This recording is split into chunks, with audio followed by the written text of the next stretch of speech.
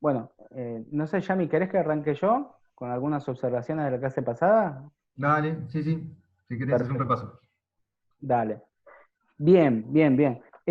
No, fui, no, se hizo extensa, entonces no lo quería, la clase pasada no la quería comentar, hacer algunos comentarios sobre lo que estuvimos charlando y estuvieron exponiendo los compañeros, eh, a partir también de recuperar algunos elementos de los autores, de las cosas que dicen y de las cosas que no dicen.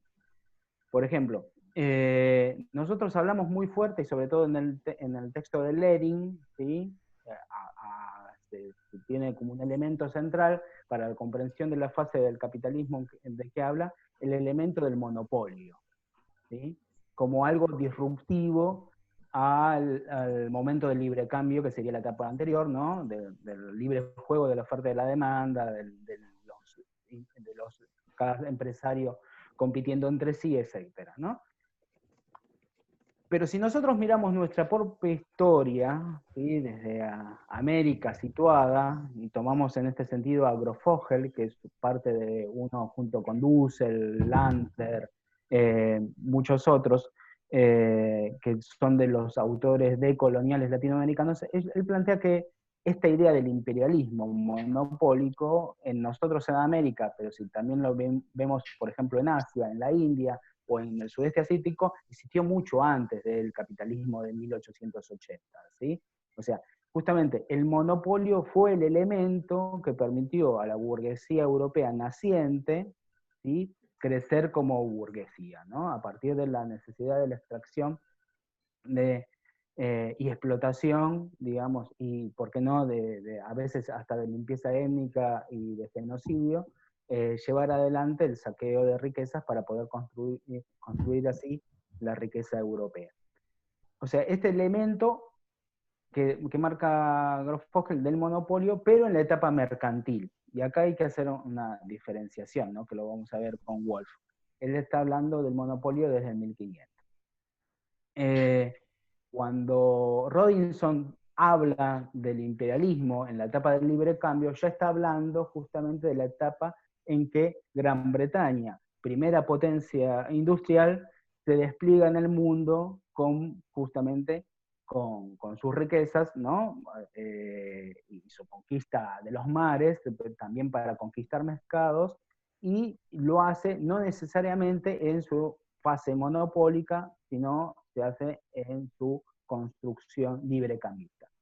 Eh, Algo que marca muy bien Robinson es que el imperio británico se construyó mucho antes que los monopolios, ¿sí? O sea, que necesitó del libre cambio para construir. ¿Pero por qué necesita del libre cambio? Justamente porque es la primera potencia imperialista, ¿no? Eso lo marca también muy bien, ¿cómo se llama?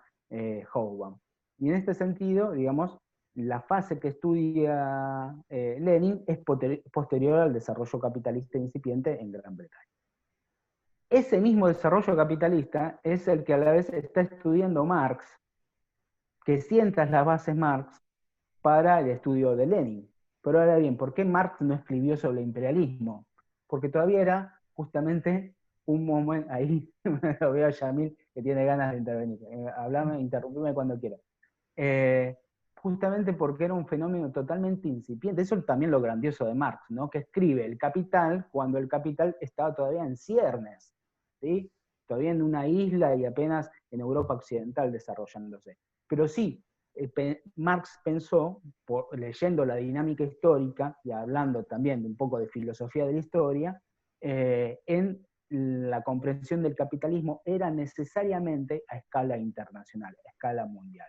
O sea, Marx planteó la necesidad que el capitalismo, para poder desarrollarse, abarque al conjunto del planeta. Y ahí viene, y este es el elemento interesante que nos va a dar pie después para hablar Wolf, ¿no? De la relación entre el capitalismo y el desarrollo con los otros mundos que va encontrando, otros mundos de producción. Pero déjame hacer una observación más sobre Marx. Eh, pero Marx vio la dinámica del capitalismo. ¿Qué significa esta dinámica del capitalismo? La dinámica que la producción capitalista necesita sí o sí, para poder realizar el plusvalor, para poder realizar justamente eso que lo motoriza, la necesidad de mercados, ¿no? De conquistar mercados, desarrollar mercados, de tener sus productos en mercado, de vender lo que produce, porque si no, no se realiza, ¿no? No se acaba la explotación en la producción, sino en la mercancía misma cuando se vende. Y esto es justamente la necesidad a la vez de producir más para esos mercados, pero no más tan solo, sino más barato. A veces, y hoy lo podemos comprender muy bien en Argentina, no se produce ni más ni más barato, pero sí eh, se necesita conquistar, ¿qué cosa? Ser más, la dinámica de la competencia significa que el capitalismo necesita como tendencia, ¿sí? Ir copando elementos del mercado, ¿no? Destruyendo la competencia, y eso lleva necesariamente a la centralización y a la concentración, ¿sí? Como una manifestación de los elementos señalados ya en Marx, previos a Lenin, pero desde el cual le permiten a Lenin desarrollar su comprensión del imperialismo. Y ahora sí, dos elementos sobre Robinson, para marcar lo que muy bien exponía el otro día el compañero. En primer lugar, el elemento indispensable del colaborador, ¿no? O sea, acá traemos un autor liberal, ¿sí? Claramente liberal, pero que aporta desde su mirada, ¿sí? Un elemento central en la comprensión tanto de la construcción de los imperios, ¿sí? O mejor dicho, también de por qué nos necesitaron en muchos lugares el imperialismo, colonizar con ejércitos, ¿sí? Y la conquista territorial necesaria de esos mercados para asegurarse de esos mercados. ¿Por qué? Porque tenía el colaborador, ¿sí? Un elemento central que es justamente el mediador entre Europa y el sistema productivo capitalista y la política y la economía indígena, ¿no? Nativa. Ahora bien, ese colaborador también ténganlo en cuenta, anótenlo, subrayenlo, porque lo vamos a ver junto con lo que vimos del nacionalismo, para poder comprender los procesos de descolonización. Que en esta materia, lamentablemente, porque está centrada en Occidente, no los vamos a ver desarrollado, pero es un elemento central para la comprensión de los procesos de descolonización, porque implica ¿qué cosa? Implica la ruptura con el rol del colaborador, ¿sí? Y si surge de la misma sociedad alguien que supere al colaborador y sepulte a ese colaborador, o el mismo colaborador, ¿sí? Rompa esos lazos de colaboración. Eso es un elemento central de la definición. ¿Por qué puede pasar esto? Porque centralmente ese rol de colaborador no es eterno, ¿sí? Porque la intromisión de relaciones sociales capitalistas, ¿sí? La inserción de esa economía que hasta un momento se había mantenido al margen, pero es absorbida por el imperialismo para introducirla en la dinámica económica global bajo relaciones capitalistas, o bajo la supremacía capitalista, mejor dicho, implica el trastocamiento de las relaciones sociales existentes, donde el colaborador tiene ese rol de colaborador porque es el encargado de mantener justamente el orden al servicio de la extracción de poder y económica del imperialismo. Y en este sentido, justamente al trastocarse esas relaciones sociales, ¿sí? El colaborador puede trastabillar, ¿sí? Puede ir perdiendo su poder o puede ser suplido por otros, ¿no? Por eso, el mejor colaborador que puede tener el imperialismo, ¿cuál es? El colaborador importado, ¿no? Colono blanco. Exacto, exacto, el colono blanco, que es la otra, una idea clásica de colonización, que es la colonización por suplantación de población, ¿sí? Que es el ejemplo clásico de Australia, Nueva Zelanda, Sudáfrica, ¿sí? E Israel, tomamos nosotros, digamos, donde ahí se inventa un colaborador blanco que no sale de la metrópolis, pero que es deudor de la metrópolis. en este caso de Londres, ¿no? Hablamos. No quiere decir que este colaborador blanco sea en eternum colaborador. Pueden pasar dos cosas, ¿no? Por un lado, el Tea Party, ¿no? O sea, la demanda en contra del monopolio del té de los británicos que hicieron los colonos americanos, ¿no? Y llevaron a la independencia. O sea, cobren poder propio y se liberen de la metrópoli. O, en el caso latinoamericano, rioplatense, que cambien una metrópoli por otra, de Madrid a Londres, ¿no? Puede también pasar para hacer eso, digamos. Pero así hay varios ejemplos de que se necesita el colaborador o se construye el colaborador como un elemento central del cual ahí tomamos de Robinson prestado para comprender y complementar la mirada eurocéntrica y económica. Por mi parte, por acá, estamos por ahora. Bien. Esto me da el pie para hablar un poco del texto de Wolf, me sirvió como introducción. Voy a compartir un PowerPoint cortito. Los textos de Wolf son bastante teóricos, abundan mucho sobre las relaciones de producción capitalista, el modo de producción capitalista, y este va en sintonía, digamos, ¿no? El capítulo es crisis y diferenciación en el capitalismo. Ahí les comparto pantalla.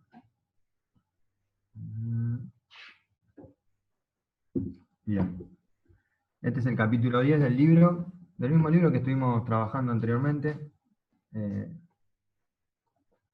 Y como les decía, él se va a centrar, digamos, en el modo de producción capitalista y en las relaciones que hay con otros modos de producción.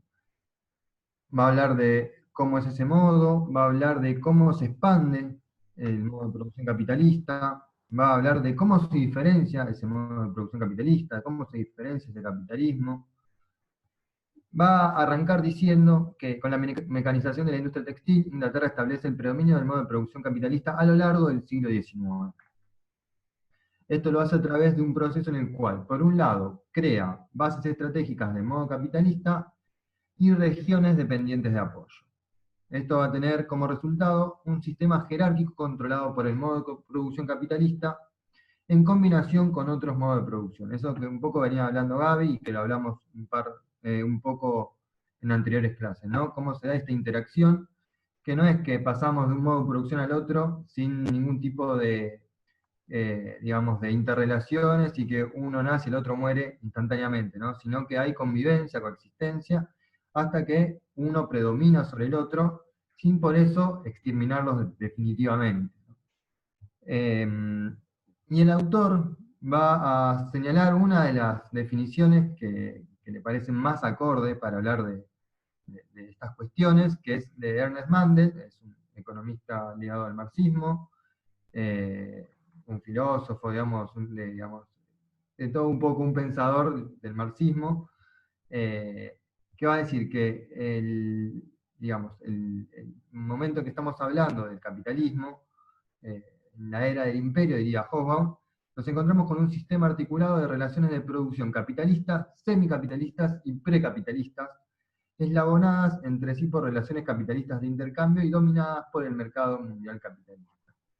Esta definición, ¿por qué la toma Wolf y por qué le parece interesante? Porque implica que el modo de producción capitalista puede dominar, pero no transformar a todos en potencias industriales, en transformarlas en países o mercados capitalistas, ¿no? Va a decir que no necesariamente lleva a esta transformación, ¿no? No todos van a ser el taller del mundo, no todos van a tener ese modo de producción capitalista similar o semejante al, en este caso, de Gran Bretaña, ¿no? Al de Gran Bretaña, que era el hegemónico. También es interesante esta definición porque da muestra de la heterogeneidad de las sociedades que componen el sistema. Es decir, que no solo hay un modo de producción y relaciones de producción capitalista, sino que hay transiciones de relaciones semicapitalistas y relaciones precapitalistas, o sea, anteriores que venían con otra lógica al capitalismo. Luego de esto el texto empieza a criticar, digamos, a las posturas de Gunther Frank y de Wallerstein, que centran el análisis en el proceso de transferencia de excedentes y no tanto en cómo se va estableciendo y cómo se va acumulando el capital, ¿no? Va a decir que el empleo de la riqueza, la transferencia de excedentes, no implica necesariamente que sea capital o capitalismo, ¿no?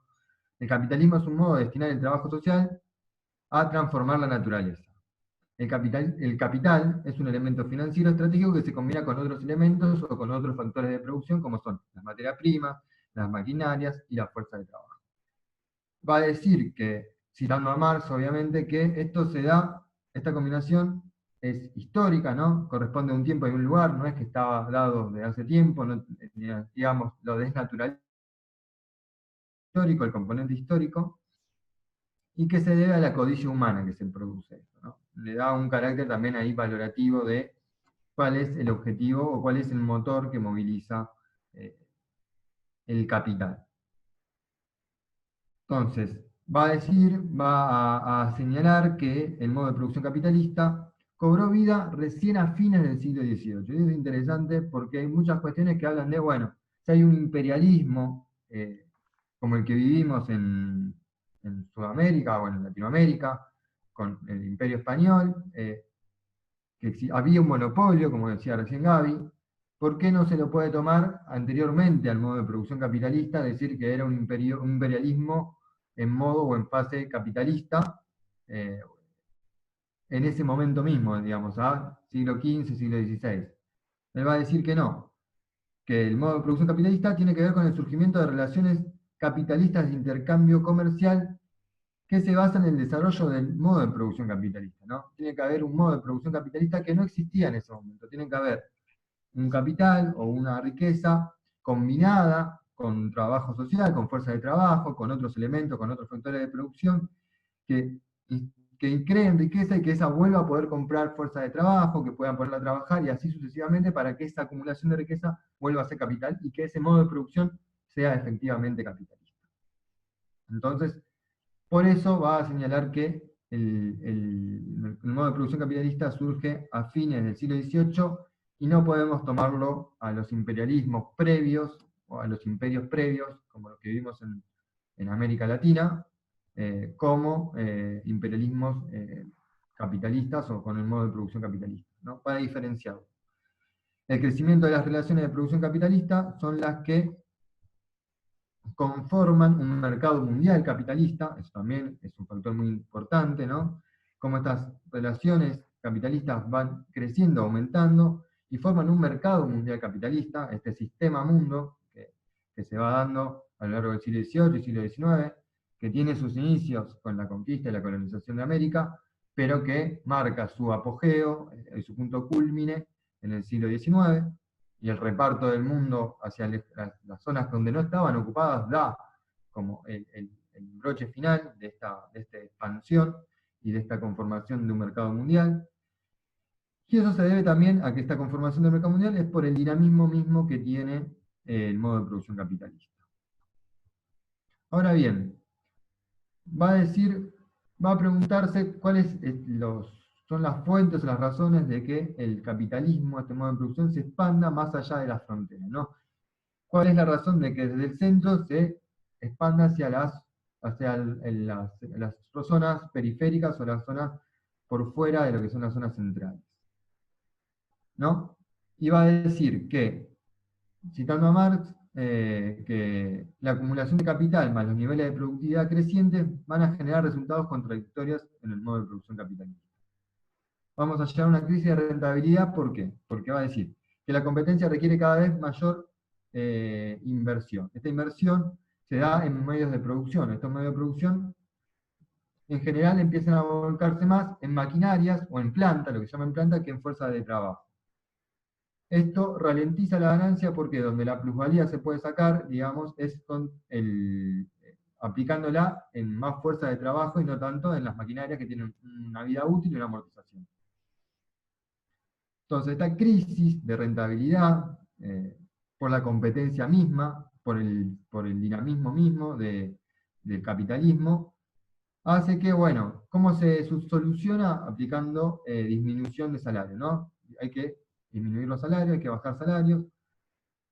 Entonces, de vuelta, reinicia el ciclo, ¿no? al tener salarios más baratos, se puede comprar mayor cantidad de mano de obra, y así aumenta la ganancia por este procedimiento que venimos viendo. Todo este proceso es cíclico, por decirlo de una manera, ¿no?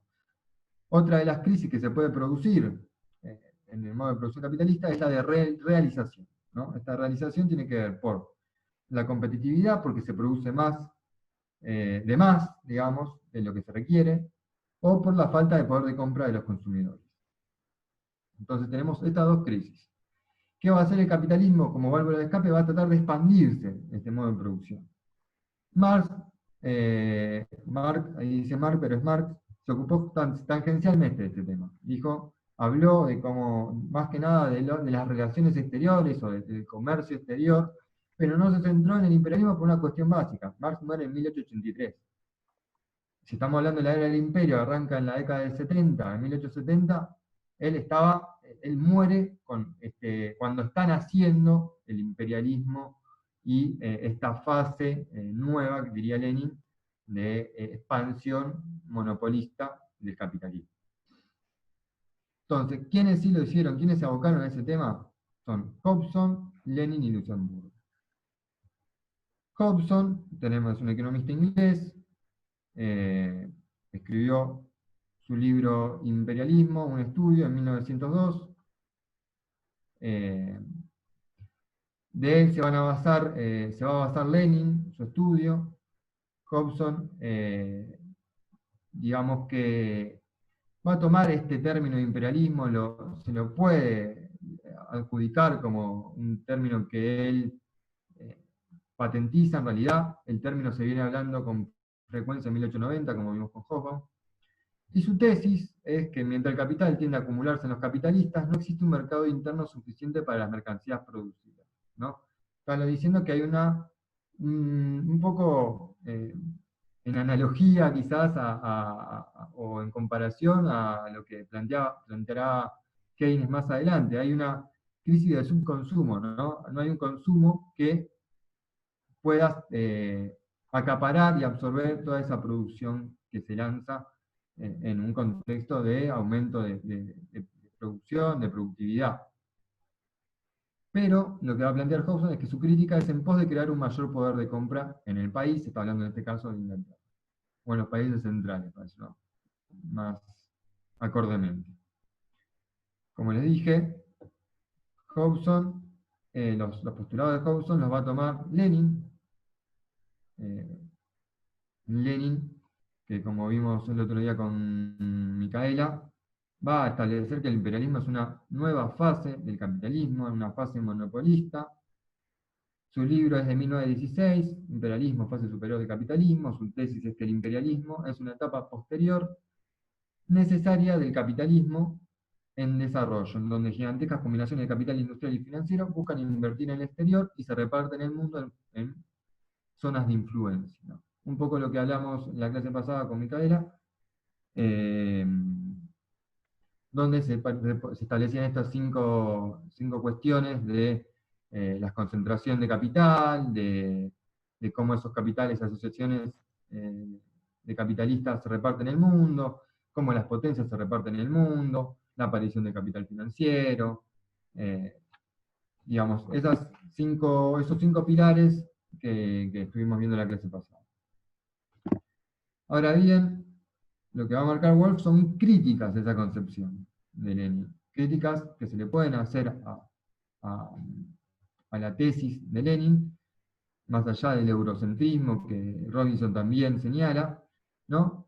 Va a establecer una primera crítica que es la de creer que esto es una secuencia, ¿no? Como que todos estos pasos, estas cinco fases, necesariamente desembocan en el imperialismo como una fase superior, ¿no? Cuando en realidad es una contingencia de determinadas condiciones históricas, sociales, culturales, políticas, etc.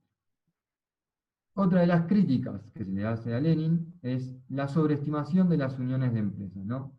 Es cierto, empiezan a aparecer concentraciones de capital, vimos el caso de Standard Oil, tenemos la AEG de Alemania, y hay otros casos más de fusiones y de cárteles y de trust y de holding, pero la realidad es que los está sobreestimando. Si bien surgen en esta etapa, esto va a variar según el lugar donde se encuentren establecidas estos cárteles, estos trusts. De hecho, hay leyes antitrust, sobre todo en Alemania y en Estados Unidos, por lo cual marca también que no es que hay una mirada beneplácita y de que todo el desarrollo económico pasa por estos grandes conglomerados eh, empresariales, sino que hay una sobreestimación de esta concentración de capital. Existe, la realidad es que, según Wolf, no es tan determinante en el desarrollo económico mundial. También va a haber una crítica con respecto a la inversión en las nuevas regiones, ¿no? Él va a decir, Lenin, que se buscan nuevos mercados para exportar capitales, para exportar producción, cuando en la realidad, según Hobsbawm y lo que plantea Wolf, es que las inversiones en general se destinaron a países ya en desarrollo, como podemos ver, o en países como Argentina, Uruguay, países que ya tenían un desarrollo, y no en las nuevas regiones eh, en las cuales se establecían estas potencias, como puede ser África o el Pacífico o partes de Asia. Y por último, una de las críticas fuertes que se le hace a Lenin es la relación cuasi directa que establece entre el comercio y la bandera, en el sentido de detrás del nacionalismo y de la bandera nacional de estos países, hay una relación comercial que se establece. Bueno, esta relación no es tan directa, esto va a depender de la intervención o el apoderamiento de estas regiones, va a depender según la situación local, y eso lo muestra a las claras Robinson con su teoría y su tesis sobre los mecanismos de colaboración, ¿no? De cómo puede haber un imperialismo de libre comercio, pero a la vez puede haber un imperialismo de dominación, ¿no? Y eso va a variar según el tipo de colaboración, según la legitimidad que tengan esos colaboradores hacia adentro, la fortaleza, el consenso que tengan esas élites indígenas hacia adentro, más allá de los mecanismos de ayuda y de colaboración que existan entre estas élites y las potencias centrales. Y la tercera teoría que nombra Wolf sobre el imperialismo es la de Rosa Luxemburgo. Rosa Luxemburgo, revolucionaria y teórica del socialismo alemán, de origen judío polaco, feminista, antiguerra mundial, antibelicista, que va a escribir un libro que se llama La acumulación de capital, en 1913, y la tesis que plantea en este libro es que la crisis capitalista se da por la tendencia a producir más bienes de lo que puede absorber el poder de compra. Para eso se buscan nuevos consumidores en economías no capitalistas. La crítica que se le hace es de dónde saca el poder de compra esos posibles compradores, ¿no? En estas nuevas regiones. Sumado a que vimos que las inversiones, las- las exportaciones, tanto de capital como de bienes y servicios, no se dirigieron particularmente a estas nuevas regiones, sino que a regiones que ya tenían un desarrollo económico previo. Pero sí acierta, y esto rescata Wolf, en señalar que Rosa, Luxemburgo, señala que la expansión del modo capitalista en el extranjero entraña un proceso de dominio sobre modos no capitalistas, y una búsqueda de materias primas y de mano de obra barata. Eso que Gaby estuvo mencionando anteriormente como introducción. Bien, lo siguiente que nombra Wolf en su capítulo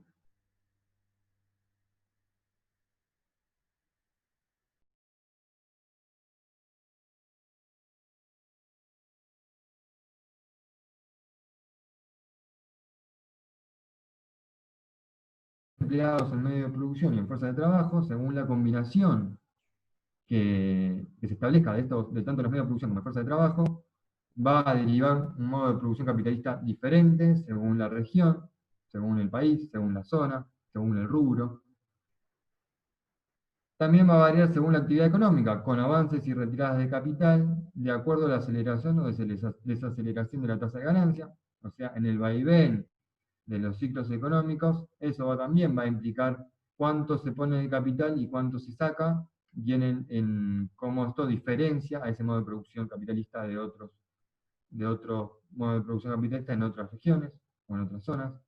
Y también va a hablar que otro tipo de diferenciación es según la supervivencia de pautas precapitalistas de riqueza mercantil que buscan la utilidad en base a un intercambio desigual, ¿no? Esto tiene que ver con según cuán fuerte es el anclaje de determinados actores comerciales eh, que basan su riqueza justamente en comprar barato y vender más caro. No obstante, lo que va a señalar Wolf es que a medida que se iba ampliando el intercambio, que se iba ampliando el abanico de actividades y de productos comerciales, esto iba a volver al comerciante nativo de las zonas periféricas, le iba a volver cada vez más vulnerable al mercado mundial y a la producción de las grandes metrópolis. Por lo tanto, esa autonomía que tenían en ese momento por manejar el comercio exterior con las metrópolis y ese dominio local, de a poco se iba a ver tensionado por su mayor dependencia del mercado mundial capitalista. Y para cerrar el texto de Wolf, tenemos que el último diferenciador que utiliza, uno de los diferenciadores más importantes, es el Estado, ¿no? El Estado, que es quien está a cargo del desarrollo de producción capitalista, del desarrollo capitalista, y que va a decir que el Estado existe en el modo de producción capitalista para asegurar el dominio de una clase sobre otra, ¿no? Es para mantener y promover las relaciones estratégicas del despliegue capitalista del trabajo social. Entonces, esa es la idea, esta es la identidad o la base clasista del Estado. Va a señalar que, no obstante, según la función que lleva a cabo cada Estado, puede haber diferenciaciones. Diferenciaciones en el modo de producción capitalista. Va a haber razones históricas, es decir, cada grupo de capitalistas halló otras clases preexistentes arraigadas en situaciones tributarias variadas, lo que venimos hablando, estas situaciones o estas clases precapitalistas o semicapitalistas, con las cuales tuvo que entablar relaciones el grupo capitalista, que pudieron derivar en guerras internas, en guerras civiles, y una vez que se terminan esas guerras internas, aparece la política, entre comillas, ¿no?, como la cristalizadora de los conflictos intraclase capitalista. Estos conflictos muchas veces pueden derivar que un segmento de la clase capitalista puede aliarse con otros grupos o con otras clases sociales para establecer alianzas y vencer a los otros grupos o sectores. Entonces, cada Estado modela acumulativamente la forma y función según este desarrollo histórico. La otra diferenciación, la otra razón por la cual se produce esta diferenciación es que en cómo cada grupo capitalista participó en la acumulación de capital en el exterior. De cuánta injerencia, de cuánto modificó esa expansión en el extranjero, de los comerciantes europeos, de las redes de influencia y de los poderes comerciales que tiene alrededor del mundo. Hasta acá es el texto de Wolf, no sé si se entendió, habla del modo de producción capitalista, de cómo es la crisis, de cómo se expande, de cuáles son los signos de diferenciación del modo de producción capitalista.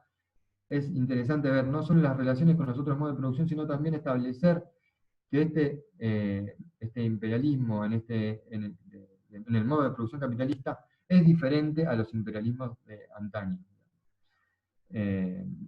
Así que no sé si tiene alguna consulta, alguna duda, si querés, Gaby, ampliar un poco algo que haya quedado ahí medio colgado, medio de las chapas. No, por ahora, a ver si surge alguna pregunta.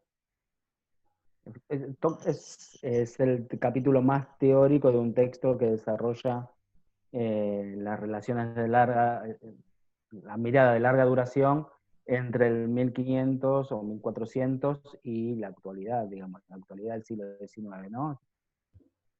Sí, y Es esto una me forma, da pie a la imagen que mostramos, esa pintura que decía la historia se repite, y veíamos cómo equiparaba en cierto punto el Imperio Romano, el Imperio Napoleónico con el Imperio Británico. Bueno, está bien, está bueno traer a Wolf para saber distinguir los tipos de imperios y las características que tiene cada uno en su momento. sí.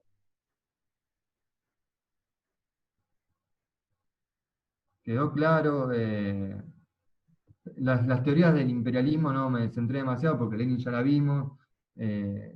Hobson es bastante rudimentario y lo de Rosa Luxemburgo viene a aportar algunas cuestiones, pero no, Ah, digamos, usé a Robinson y a Lenin para, digamos, contraponerlos también, por lo que ya habían dado los compañeros y las compañeras. sí. Interesa resaltar esta cuestión, ¿no? Tan en boga por los más media, etcétera. Es,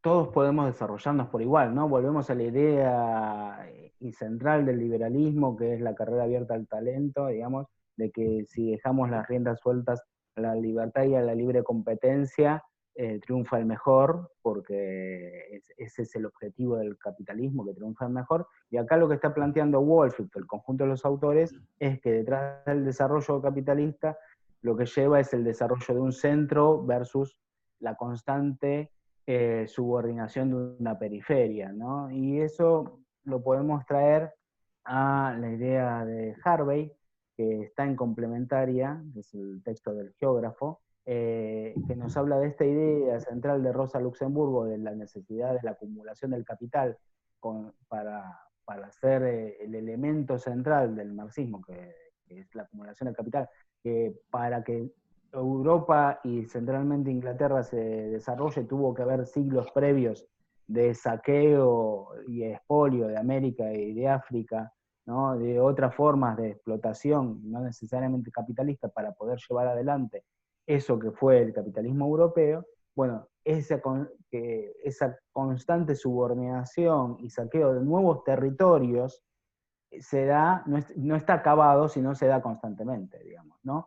Que es la constante avance sobre las zonas no agrícolas, sobre pueblos que están marginados o en la semiperiferia del mundo, en África, o sea, o la necesidad constante de encontrar nuevos Sí. yacimientos y nuevas materias primas y nuevas formas de explotación, ¿no? O la necesidad de derrumbar barrios que hasta ahora estaban en la periferia del desarrollo urbano palermitano para podernos hacer, digamos, o sea, constantemente vemos, digamos, esta dinámica necesaria de saqueo, acumulación, y que eso no implica justamente el desarrollo de la periferia, sino que la periferia siempre va a seguir siendo cada vez más periferia, cómo se extienden las periferias, ¿no?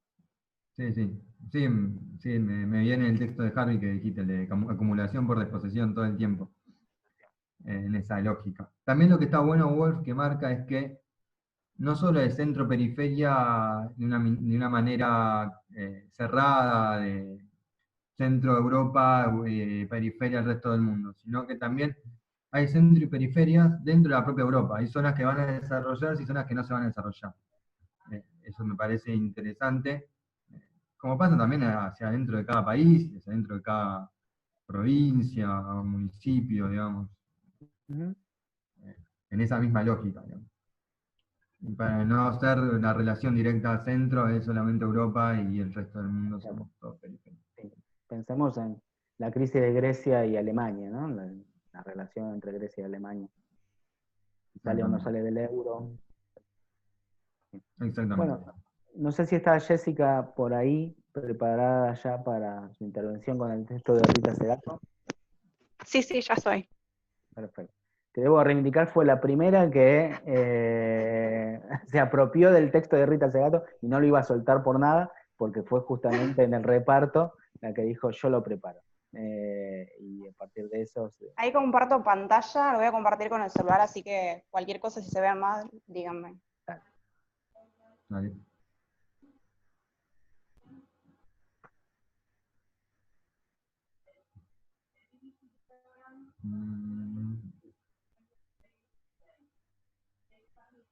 Bien. A ver. ¿Se ve bien? Perfecto. Ahí está, perfecto. Bueno. Rita, no sé si es... La última vez dijiste Segato, y yo le decía como Segato, pero bueno, le puse un acento donde no va. Rita Segato nació en Argentina, bueno, pero ha vivido y perfeccionado sus estudios en países como Venezuela, Irlanda del Norte, Estados Unidos, y estuvo muchos años también, en base a esto es el trabajo, ¿no?, en Brasil. Es antropóloga de la Universidad de Buenos Aires, en la UBA, y luego también como profesora en el Departamento de Antropología de la Universidad de Brasilia. Es también etnomusicóloga, escritora y considerada la activista feminista más influyente de América Latina, ¿no?, por muchos, entre uno de ellos Nora Barrancos, que también ha hablado de ellos, y bueno, no sé si alguno ha visto alguna nota, pero bueno, Rita suele comentar frecuentemente casos o situaciones que van ocurriendo en el país. Es actualmente profesora emérita de la Universidad de Brasilia e investigadora de nivel máximo del Consejo Nacional de Investigaciones Científicos de Brasil. Y bueno, este dato también me pareció bastante relevante, ¿no?, que bueno, ha formado parte como perito de los juicios en Guatemala por el caso de Sepur Sarco, donde por primera vez se juzgó y condenó la violencia sexual, esclavitud doméstica, como objetivos estratégicos de la guerra utilizada por el Estado, en este caso de Guatemala, ¿no? ¿Se cambió el power? Porque como yo lo estoy viendo por el celular, no veo si se cambia. Sí, se cambia. Perfecto. Bueno. Sus investigaciones se han orientado a cuestiones de géneros en los pueblos originarios y comunidades latinoamericanas, centradas en las nuevas formas de violencia contra las mujeres y en las consecuencias contemporáneas de la colonialidad de poder, ¿no? Entre sus obras más importantes se deben citar, por ejemplo, las estructuras elementales de la violencia, y, bueno, La nación y los otros, o la crítica de la colonialidad, entre otros. Ahora bien, Guerra contra las mujeres, que es el libro, el capítulo de donde sale este capítulo, ¿no?, que es el capítulo número 4, es un libro bastante contemporáneo, en el año 2016, si no me equivoco, fue que se lanzó, que en paralelo va a ser también un cúmulo de las experiencias como investigadora, y pues sí, como las experiencias de ella básicamente, ¿no?, participante activa en las organizaciones orientadas a comprender y leer entre líneas lo que llamaríamos nosotros relaciones de géneros. Y el capítulo número 4, que es a lo que a nosotros nos compete, colonialidad y patriarcado, es el resultado de otro ensayo que se llama Género y Colonialidad.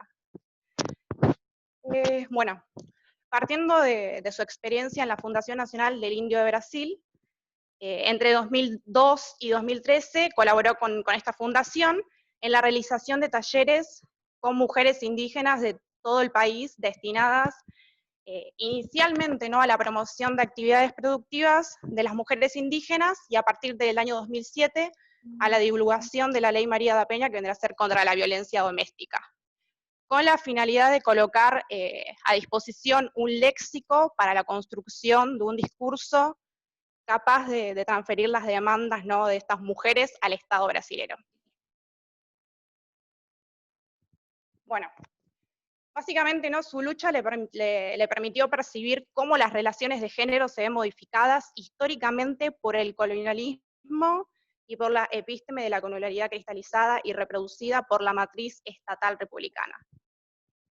Ella va a decir que este Estado democrático, republicano, colonial moderno, se va a presentar ante este mundo aldea, o sea, mundo aldea se refiere como a este mundo antes de la intromisión de la colonia y después de la república, ¿no?, se va a presentar con políticas públicas, organizaciones dispuestas a mejorar su situación, pero que en realidad ese frente democrático es siempre colonial y siempre intrusivo e interventor. Y consecuentemente, debido a la baja conciencia de los agentes que habitan ese mundo aldea, como digo, va a romper ese tejido de las ideas establecidas anterior a la intromisión, ¿no? Afectando la memoria de los miembros que dicen con total seguridad de que siempre su mundo había sido así, y que, bueno, todo esto en general va a afectar especialmente a las mujeres de esas comunidades. Y eso es esta cita. El Frente Estatal Democrático, que llega a la frontera indígena, al mundo aldea, con leyes, políticas públicas, empresas y ONG, es siempre colonial, irremediablemente intrusivo e interventor en lo que resta del mundo aldea. Intenta entregar con una mano lo que ya ha retirado con la otra. Se esfuerza por ofrecer antídotos bajo la forma de derechos para contener el veneno que ya inocuó. Entonces, la autora va a comenzar por reconocer esa infiltración, y ahí vamos al primer ítem, ¿no?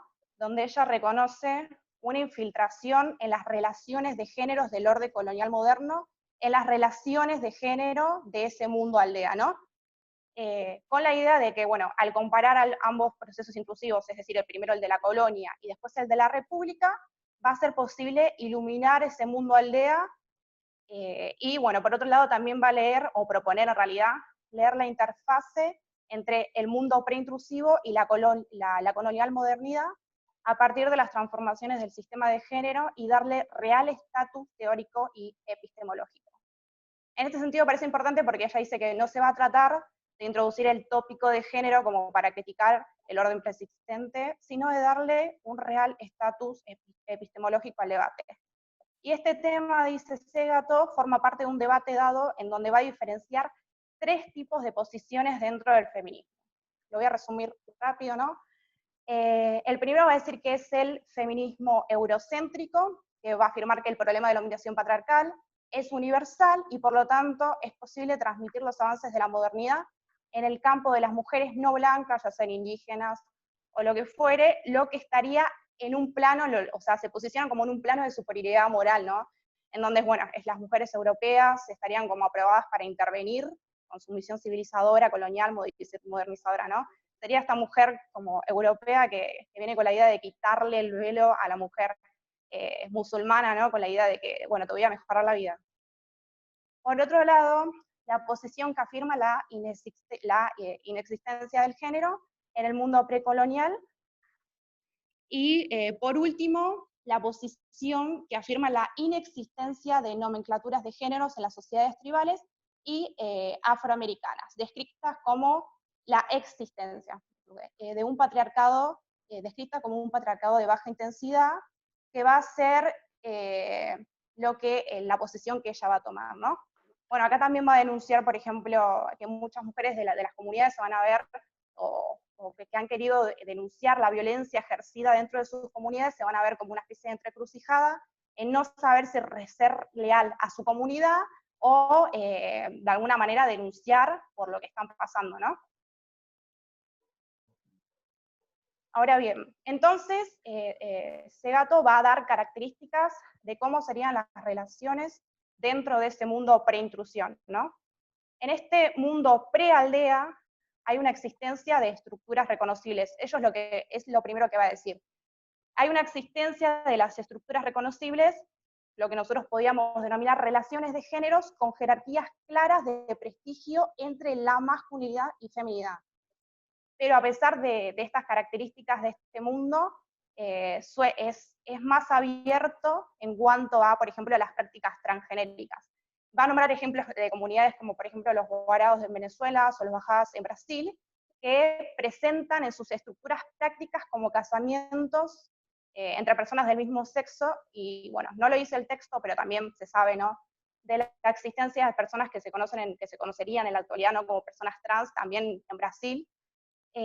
Lo que también indicaría, y de hecho es lo que afirma la autora, ¿no?, es de que esta supuesta costumbre de la homofobia en estas comunidades es más bien una construcción de la modernidad más que algo tradicional propiamente de las comunidades, ¿no? Ella va a decir que en este mundo aldea va a haber una construcción de la masculinidad, que llamó prehistoria patriarcal de la humanidad, la cual sería una construcción de un sujeto constantemente, bueno, obligado a adquirir estatus, ya sea atravesando pruebas, bajo la mirada y evaluación, bueno, de sus pares, para reconfirmar sus aptitudes, ya, bueno, lo que sea capacidad de dominio, agresividad, etcétera, como para así presentar como un paquete de aptitudes, permitiendo reconfirmar su virilidad, ¿no? Entonces, ese dato voy a decir que el género existe, pero lo hace de una forma diferente al de la modernidad, ¿no? Y que cuando esta colonial modernidad se aproxima, lo modifica e interviene, bueno, reorganiza desde dentro, manteniendo una supuesta apariencia de que todo es igual, pero en realidad como que va introduciendo esporádicamente normas diferentes, ¿no? Por lo que, bueno, la autora va a dar el término de verosimilitud, que lo voy a explicar más adelante. No, ahora lo voy a explicar. Verosimilitud sería, bueno, bien, las nomenclaturas permanecen, pero no son reinterpretadas a la luz de un nuevo orden moderno, ¿no? Transformándolo en un orden super jerárquico. Lo que, bueno, este orden super jerárquico nos va a llevar a lo que vendría a ser la hiperinflación del rol masculino. Segato va a decir que si ese mundo aldea siempre estuvo organizado por sus respectivas características y reglas, ya sea por el estatus o por el propio control que tienen hombres y mujeres dentro de las comunidades, es decir, un orden jerárquico, el discurso de la colonial modernidad, a pesar de mostrarse como igualitario, como que esconde un giro jerárquico abismal, ¿no? Lo que ella va a denominar el totalitarismo de la esfera pública. Bueno, y acá van a hablar en realidad como varios ejemplos de uno en general, ¿no? De los talleres de coordinación de las mujeres en la Fundación del Indio donde ella trabajó, en donde, por ejemplo, los caciques, los hombres en general, se hacen presente, interponiendo el argumento de que no existe nada que el Estado debe hablar con sus mujeres porque siempre fue así, ¿no? Bueno, a lo que la autora va a decir que sí, que no, ya que a pesar de que siempre hubo diferencias y una jerarquía bastante visible, también existía una diferencia que ahora se ve amenazada por esa injerencia del Estado colonizador moderno, que va introduciendo como tópicos entre líneas, ¿no? Que no pueden ser vistos a simple vista. O sea, si la posición de mando y de liberación siempre fue masculina, tanto antes como ahora, pero ahora la posición masculina de mando ancestral, ¿no? Se ve transformada por un papel relacional con las poderosas agencias productoras y reproductoras de la colonialidad, ¿no? O sea, la posición masculina va a sufrir una inflexión, ya que, bueno, es con los hombres que los colonizadores van a negociar, van a guerrear y en general van a tramitar, ¿no? Y así se rompe y reconstruye el orden en general, ya que, bueno, los hombres vuelven a sus aldeas con la idea de que son iguales que antes, pero en realidad estarían llevando consigo nuevos códigos de conducta, ¿no? Y bueno, la posición masculina también va a sufrir una inflexión, ya que, bueno, por esto que había nombrado anteriormente, se va a ver robustecida por un acceso a privilegios y recursos y conocimientos sobre este mundo de poder, ¿no? Ya que, bueno, ellos, los hombres de estas aldeas, van a ser los que van a estar comunicándose con el colonizador blanco. Por último, algo que me parece también importante señalar es la emasculación masculina, que es esta idea de la masculación masculina del hombre de este mundo aldeano frente a los hombres blancos, ¿no? Que va a decir la autora que los somete a estrés y les muestra la relatividad de su posición masculina al sujetarlos al dominio del colonizador. Lo que va a decir la autora que es violentologénico, ¿no? Porque, bueno, aparte de oprimir, obliga a reproducir y producir este tipo de conductas dentro de su núcleo comunitario.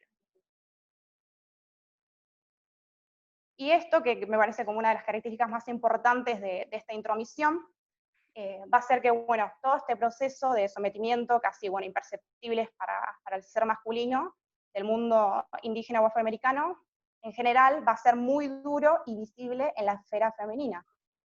Ya que, bueno, mientras la posesión masculina se va a tornar interior y exterior, con mucho más poder sobre sus mujeres que antes, y por otro lado va a haber una pérdida radical del poder político femenino.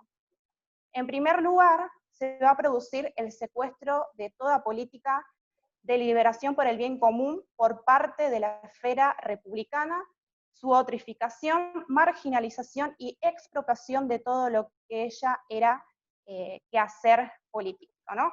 Ya sean los vínculos exclusivos entre las mujeres que fomentaban la solidaridad, la reciprocidad, se van a ver desgarrados por este orden y derivados en lo que va a ser la privatización del espacio doméstico, ¿no? Como espacio residual, no incluido en la esfera de las grandes cuestiones mayores, y bueno, se promovió la domesticación de las mujeres y su reclusión a la vida privada. Con esto el desmoronamiento de su autoridad y de prestigio. Lo que significa, bueno, este desmoronamiento, básicamente significa también el desmoronamiento de su capacidad de participación para con las decisiones que afectan a toda la comunidad, y también, bueno, va a agregar que esta ruptura entre los vínculos entre mujeres también van a ser fatales para la seguridad de las mujeres dentro de estas comunidades, bueno, que ella va a decir como que va a ser también una de las causantes del aumento exponencial de casos de feminicidios. Acá va a nombrar ejemplos también, bueno, de varios pueblos amazónicos chaqueños en donde el espacio doméstico es dotado de politicidad, y bueno, donde si bien hay un espacio público y un espacio doméstico, la política no es necesariamente parte de un espacio en particular, sino que se daría entre ambos espacios, ¿no? Bueno, dando el ejemplo de comunidades donde, por ejemplo, a la hora de deliberar, las decisiones están los hombres por un lado y las mujeres, no sé, agachando y señalando con la cabeza si le parece bien o si le parece mal. Es un orden, va a ser jerárquico, pero es un orden dual, ¿no? Y aclara que es indispensable también que comprender que todo esto es producto plenamente de la modernidad. Bueno, de vuelta nombrando los feminicidios. Y por último también nombra algo, pero en realidad no lo desarrolla demasiado, que va a ser la sexualidad, que también la sexualidad se va a ver transformada, introduciéndose una moralidad que antes se reduce a objeto de la mujer y se inserta la noción de pecado que antes no estaba vista normalmente, ¿no? Ahora bien, por ante último, también me parece relevante, por ejemplo, dar algunas conceptualizaciones que va a dar la autora, que bueno, son muy propios de su campo, recordemos, ella es antropóloga, y bueno, en primer lugar, lo anterior, y siguiendo claramente lo anterior, va a decir que el género en este mundo prealdea constituye una dualidad jerárquica. Una dualidad jerárquica en donde, a pesar de su desigualdad, tienen plenitud ontológica y política. En la dualidad la relación es complementaria. Y en paralelo, en la modernidad, en el mundo de la modernidad, no va a haber dualidad, sino binarismo. Es decir, la relación binaria es suplementaria y no complementaria.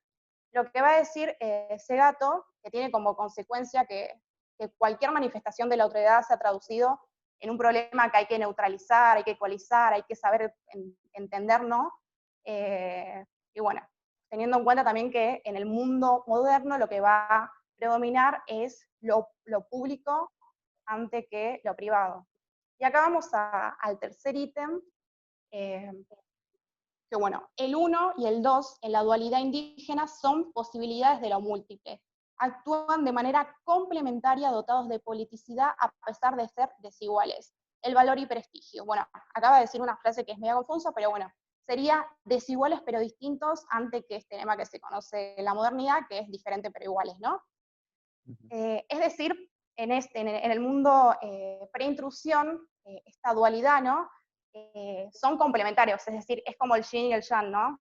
Y bueno, al entender este punto, se debería también entender que el espacio doméstico es un espacio políticamente entero, ya sea con sus propias asociaciones y su propio orden.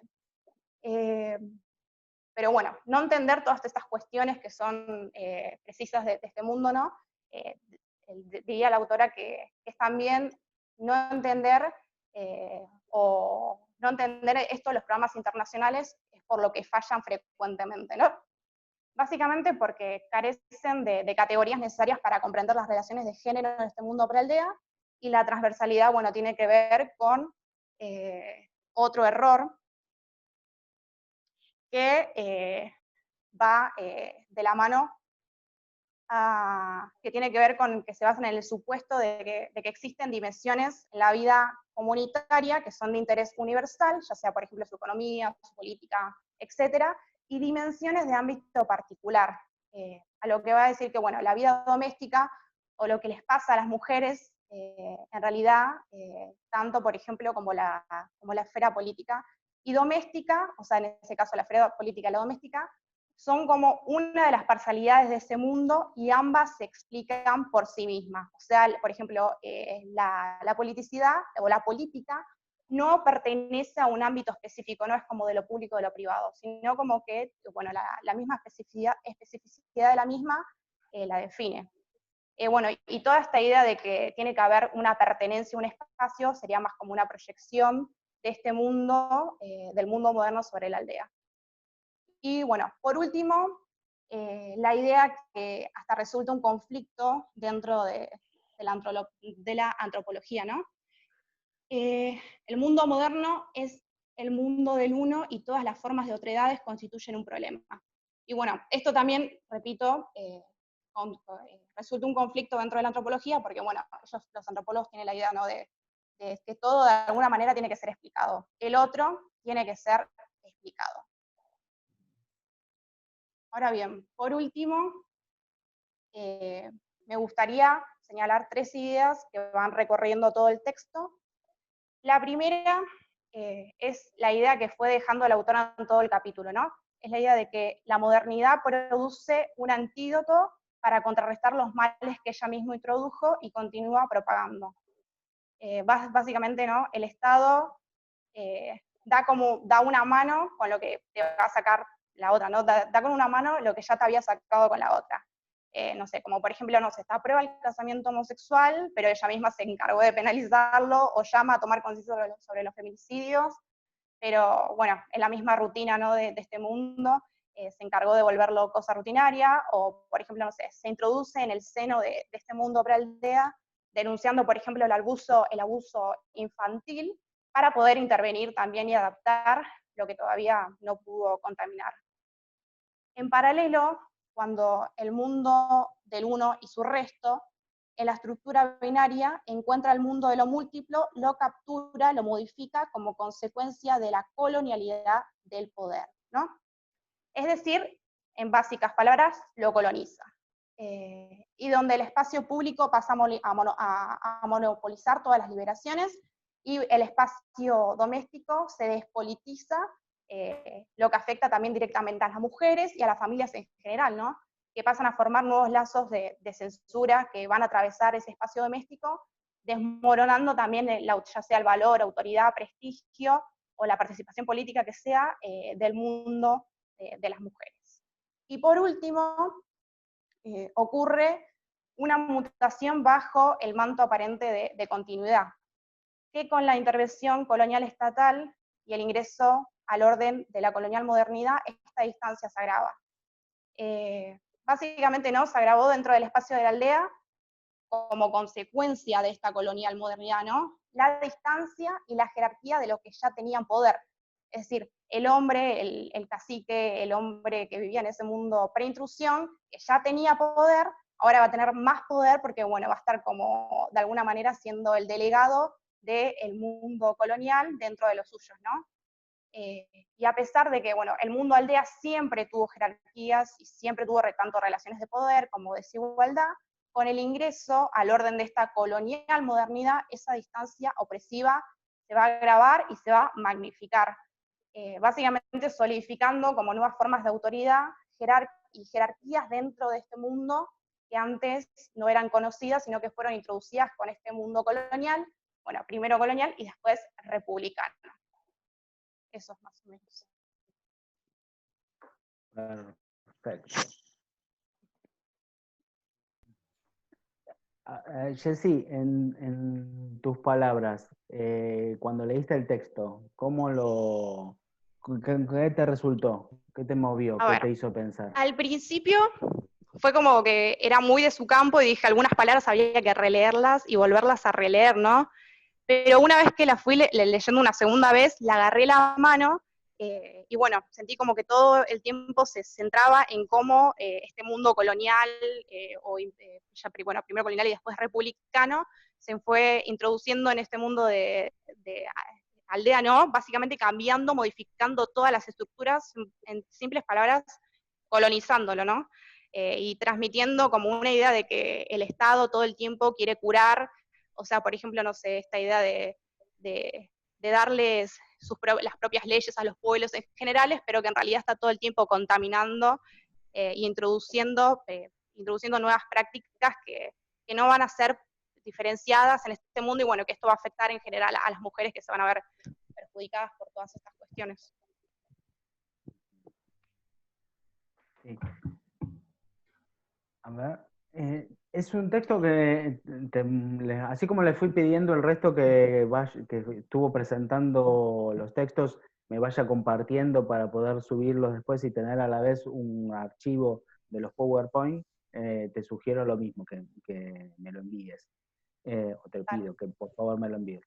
A la vez porque estaría bueno reponerlo a todos porque hiciste una síntesis bastante detallada, muy buena, sobre el conjunto del texto. Que charlemos la utilidad de un discurso a la vez de otra disciplina que tiene su vocabulario, que a mí, advierto, me choca un poco a veces, también desde la entrada de los textos y más de un antropólogo que tiene esta cuestión de la observación participante, pero a la vez de dar vocabulario académico a las experiencias y demás, a veces choca un poco. También es como muy polémica en eso, también es muy correcta con los términos. Bueno, por ejemplo, pasó que, bueno, en este caso que hubo sobre el juez que había decretado, creo que era, no me acuerdo cuál era la palabra específica que había dado para absolver a un grupo de violadores. Sexual. Desahogo sexual, ahí está. Bueno, Rita terminó pidiendo disculpas públicas al juez, diciendo como que el término desahogo sexual sí estaba como en el código y que era propiamente terminológico, no de su campo, como que solamente X los podían interpretar, y terminó pidiendo disculpas. Entonces era como que contradictorio con toda la secuencia que se estaba dando de propios, de abogados, etcétera, que estaban analizando la cuestión. Entonces es como que es muy propia y muy correcta con los términos, ¿no? Hasta el punto de agarrarse a la terminología y no soltarla por ninguna manera. Sí.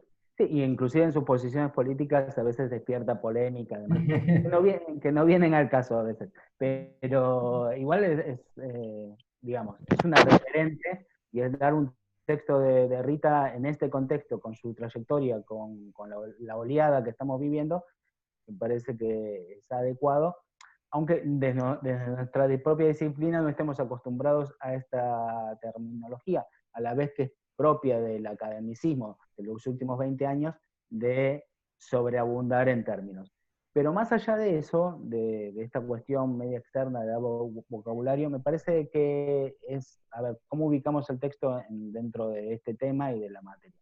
Me parece muy complementario al texto que planteó recién Jamil de Wolf, digamos. Cuando Wolf habla desde Rosa Luxemburgo, habla desde centro-periferia, habla de la relación del avance del modo de producción capitalista, en otros términos, del imperialismo, sobre la periferia del mundo no capitalista, la absorción, resignificación, destrucción, pero a la vez asimilación de otros modos de producción. Acá está pasando lo mismo. O sea, eso, desde lo económico, cómo se traduce en lo social, en el carne y hueso de la vida de seres humanos, y en especial de mujeres, ¿no?, que ven avasallando el avance del capitalismo, ¿no? Es una transformación que a la vez ella, a través de un estudio de campo ultra reciente, que es el avance sobre los pueblos de la Amazonia, nos está dando cuenta de un proceso que continúa en el presente, pero que a la vez nosotros podemos historizarlo y proyectarlo históricamente, que significó esto hace 200 años, o 300 años, ¿no? O 500 años en el caso americano.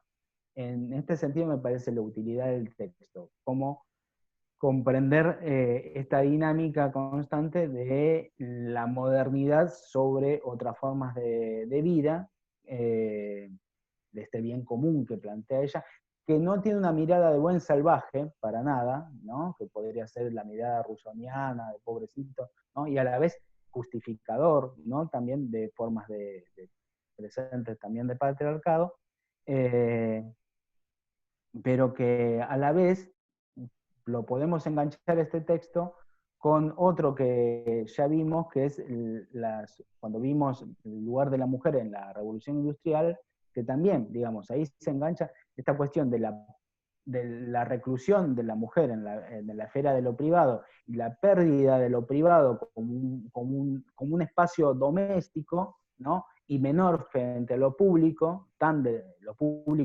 justamente tan de la modernidad. Eso me parece importante en cuanto a la subordinación de los roles también masculinos y femeninos, ¿no? Las posibilidades de género. Y eso también no es algo exclusivo, digamos, que haga el centro sobre la periferia, sino también, como decía Yamil, requirió también del propio proceso del capitalismo el proceso de subordinación también, o resubordinación, o un nuevo sentido patriarcal al lugar de subordinación del género, ¿no? Femenino.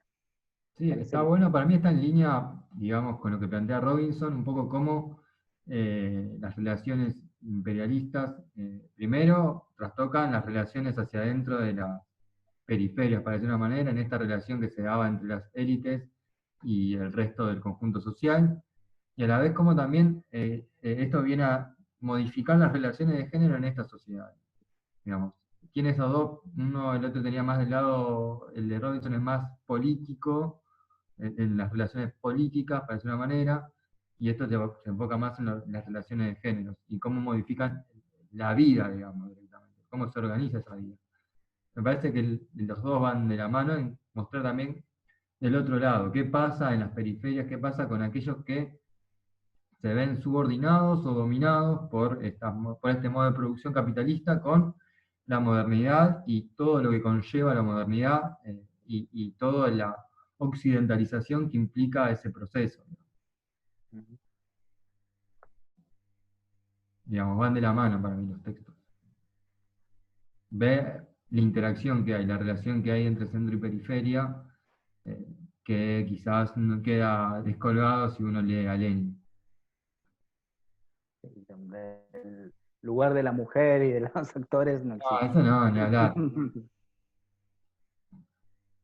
Compañeras, compañeros.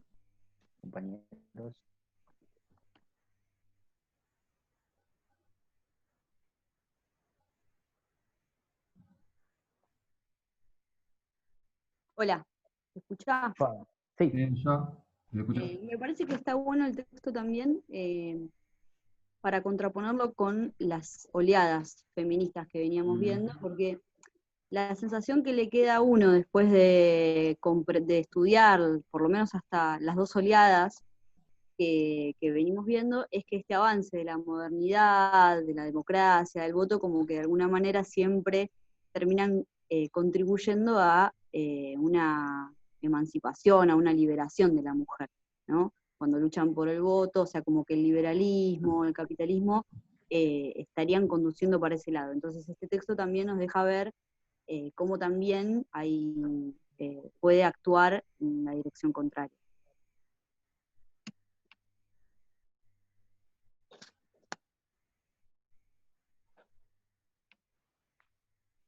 No tiene remate.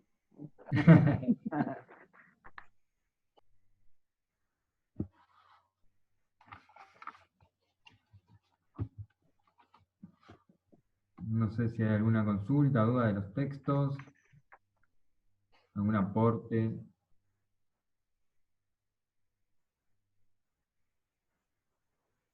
texto de Rita es polémico, como todo lo que escribe. Romy, Fabián.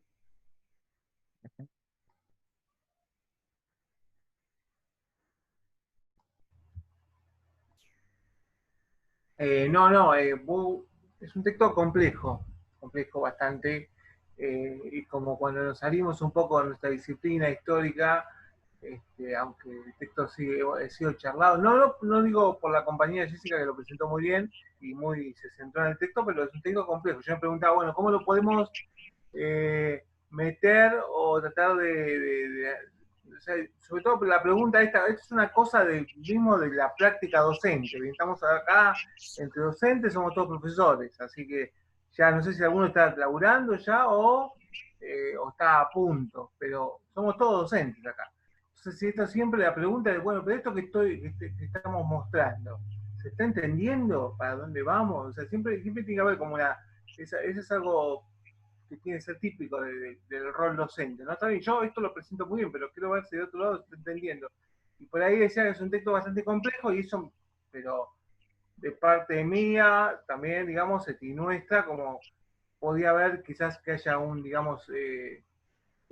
problema, digamos, de que si no se entendía esto, digamos, cómo estaba asociado a la materia y específicamente al periodo histórico que estamos hablando.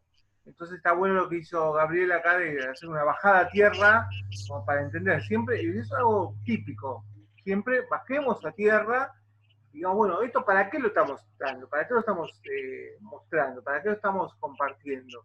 Vemos que aporta, ¿no? ¿Dónde aporta? Bueno, yo sobre todo, más que nada, me quería quedar tranquilo de que digamos que se entendió, o por lo menos se puede rescatar algo de un texto que es muy, muy bueno, pero de una disciplina diferente.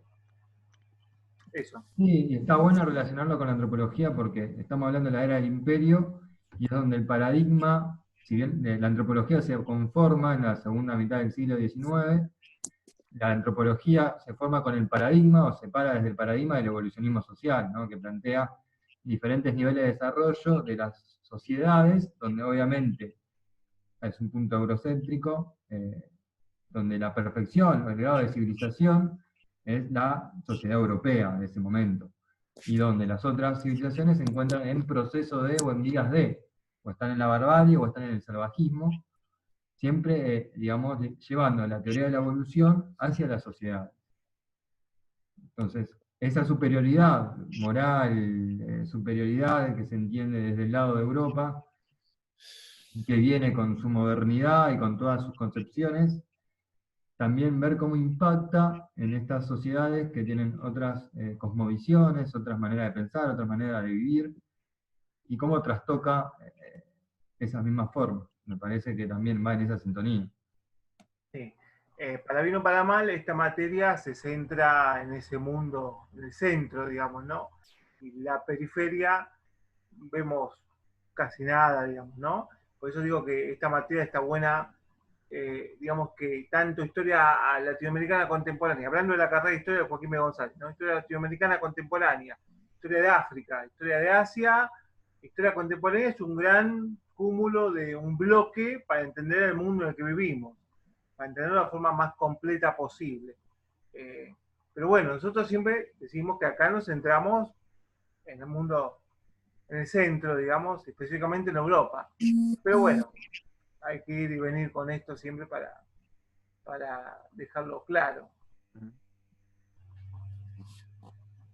Ezequiel, ¿querías decir algo? No. Sí, no, me parece que es muy clara la articulación que hacían entre el planteo de Robinson de la figura del colaborador y cómo eso también, ese concepto ayuda a pensar la importancia que tiene el patriarcado y cómo el imperialismo se apoya en esas estructuras opresivas, las recalibra, las hace jugar a su favor, ¿no? En esta nueva sujeción, en esta nueva relación de opresión, y de esa forma le da un nuevo sentido a esa vieja estructura que de alguna manera hacía funcionar la dinámica social en esa sociedad, ¿no? Me parece que es muy interesante y el concepto ese de colaborador ayuda a pensar cuál es el rol que juega la dinámica y la estructura patriarcal en las sociedades que son sujetas, ¿no?, a la relación de sujeción imperialista. Me parece que ahí está una de las claves fundamentales para generar ese vínculo y pensar el análisis de Segato como un ejemplo de cómo funciona esa relación entre imperialismo y patriarcado.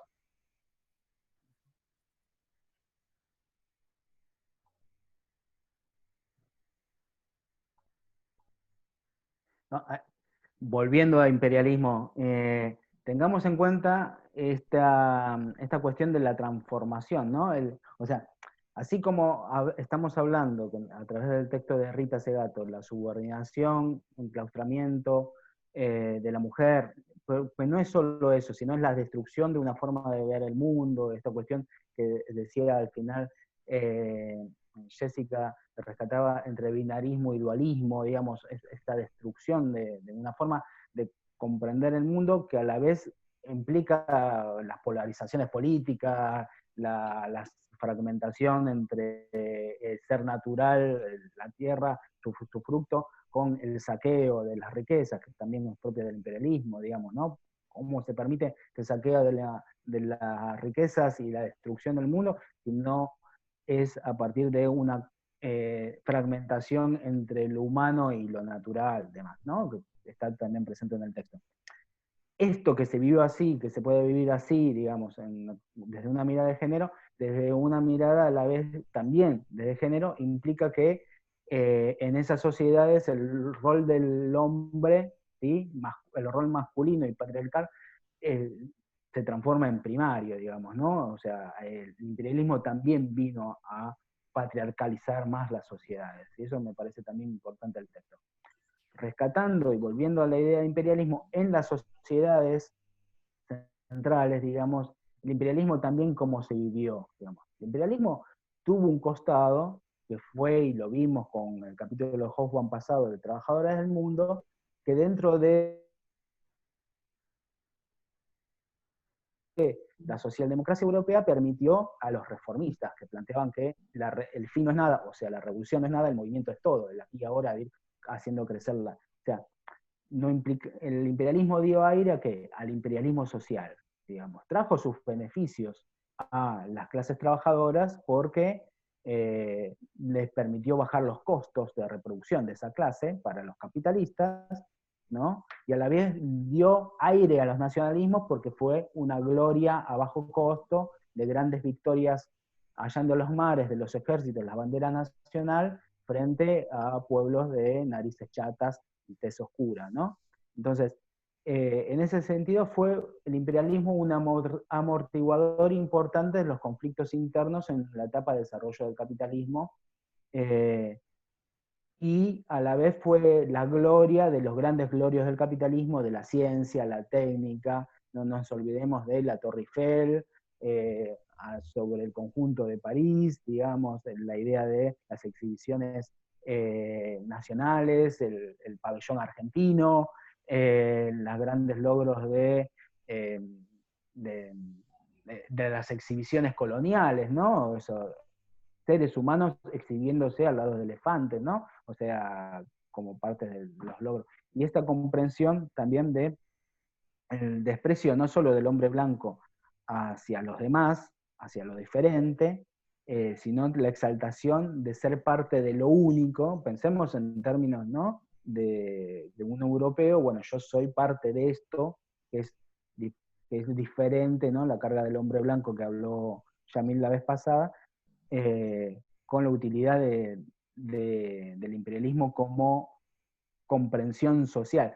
También que va a cargar, y es otro elemento que no está presente, que lo podemos incorporar en años que vienen, etcétera, sobre los pueblos colonizados, esta idea, bueno, me tengo que occidentalizar, ¿no? La meta, ¿no?, la meta del progreso, la meta capitalista, la meta desarrollista que va a introducir también en las formas de pensamiento de las élites colaboradoras, y no solo de las élites colaboradoras. ¿Me permitís mostrar un dibujo comparto pantalla porque viene a colación. Acá es una pintura que habla justo sobre esta occidentalización, el tipo de educación occidental que reciben fundamentalmente las élites indígenas, en términos de Robinson. Esta pintura, que es de 1899, muestra al tío Sam como profesor, de pie detrás de un escritorio frente a sus nuevos estudiantes, que están etiquetados acá como Cuba, Puerto Rico, Hawái, Filipinas, que no parecen felices de estar allí. La parte trasera del aula están los estudiantes que sostienen libros con la etiqueta California, Texas, Nueva México, Arizona, para estas personas, los estados de Estados Unidos. En el extremo izquierdo, un niño afroamericano limpia las ventanas, y en el fondo, un niño nativo lee un libro al revés etiquetado como ABC, mientras que un niño chino se encuentra justo afuera, entrando en la puerta, digamos. Un libro en el escritorio del tío Sam, del tío Sam, se titula Estados Unidos, primeras lecciones de autogobierno, ¿no? Un poco para ilustrar esto que hablábamos de la occidentalización, el tipo de educación que van a recibir estas élites que aún estando en contra del imperialismo o queriendo oponerse a esa occidentalización, van a occidentalizarse más, digamos, ¿no? Es lo que plantea Hoban al cierre de ese capítulo, un poco para entender también estas relaciones, también de esta descolonización que se va a plantear de los colaboradores que pasan a ponerse al frente de los nacionalismos independentistas. Bueno, también lo hacen desde esa educación occidentalizada, digamos, ¿no? Perdón, quería decir una sola cosa. No pongo la cámara porque no me anda hoy. Este tema del imperialismo y también trayendo la colación con el texto de Segato, me parece que también sirve como fundamento teórico como para interpretar las resistencias, ¿no? Que es algo que también se apunta desde acá, poder entender esos movimientos, entender de dónde vienen, de dónde surgen, desde dónde se plantean como resistencia, hacia qué y para qué. Me parece que también como tomar estos dos textos de la mano es una buena forma de interpretar y es interesante pensarlo también desde ese lugar, ¿no? Porque después vamos a ir viendo cómo se van planteando también estas resistencias a estos movimientos, y no solamente estudiar aquello que se impone, sino también lo que pasa abajo, ¿no? Lo que resiste abajo de alguna manera. Eso. Sí, los problemas que plantea Hoban con respecto al imperialismo, que habla de cómo conciliar una forma de gobierno dentro de los propios límites de los países centrales, que se llama electoralismo democrático, cómo conciliarlo con el dominio colonial a través de una autocracia, ¿no? De la coerción física y de estos mecanismos de colaboración que permiten dominar extensos territorios con diferentes sociedades, con universidades, etc., ¿no? Y cómo termina diciendo a la vez que en los ensueños de la Belle Époque se alternan justamente lo que es lo bueno de la Belle Époque para estas clases medias y altas de los países centrales que dramatizan su triunfo con esta expansión imperialista, a la vez se mezclan con las pesadillas de apertura democrática de los países imperialistas, por decirlo de una manera. Los países que son dominados imperialmente.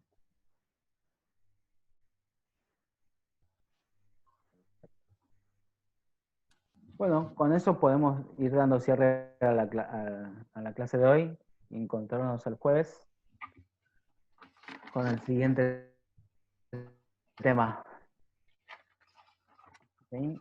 Lo voy a dar, que ya relacionamos, ¿sí? Ya vamos camino a 1914, al cambio de siglo y a las transformaciones rápidas que están sufriendo en el orden del juego de las potencias imperialistas, justamente, las potencias europeas, y que van a dar vida ya a las transformaciones del siglo XX.